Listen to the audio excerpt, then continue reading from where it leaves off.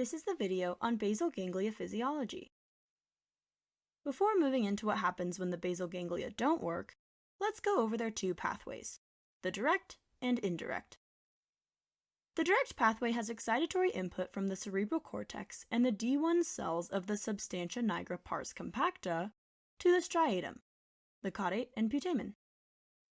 The striatum sends inhibitory signals to the globus pallidus interna, shutting it down. This reduces the inhibitory input from the globus pallidus to the VA-VL complex of the thalamus, freeing up the thalamus to send its excitatory input to the frontal cortex for modulation of movement. The indirect pathway has a few options.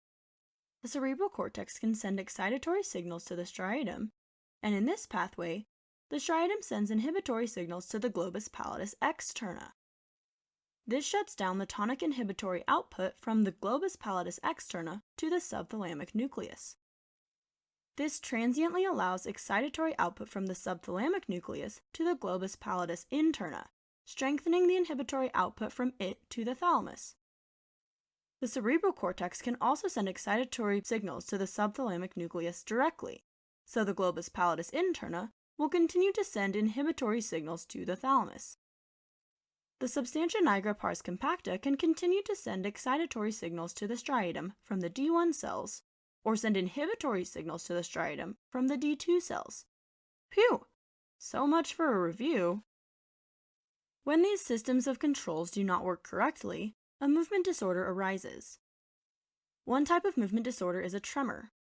One can have a tremor at rest, for example, Parkinsonism from lack of dopamine in the substantia nigra, or the Mad Hatter shakes from mercury poisoning of the basal ganglia.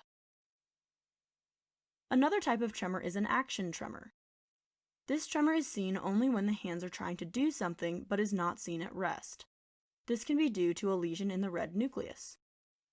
Chorea has choreiform movements, which are sudden, rapid, involuntary, purposeless jerks that intrude on the patient's daily life. Mild chorea can be described as being fidgety until it progresses to more severe forms. This can be due to a tumor in the region of the basal ganglia or a lesion in the thalamus. Hemiblismus is a rare and severe form of movement disorder involving one arm.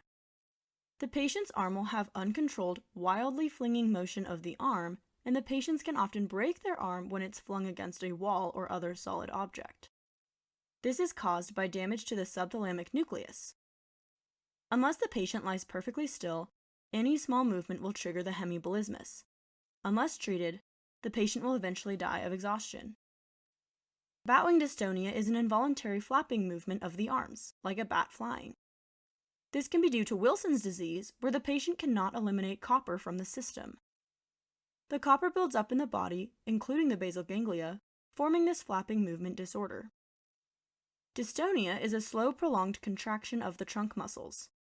They can cause severe head retraction and hyperextension, twisting, or lateral flexion of the spine, pulling the patient into an extremely uncomfortable, unnatural, and maintained position. This can also occur in the neck, hands, and shoulders. The patient may forcibly close their eyes for minutes at a time, unable to open them. And dystonia can cause facial distortions. This is the result of basal ganglia damage. Without our basal ganglia to control and modulate our movements, we would all have some type of tremor. This ends the video on basal ganglia physiology.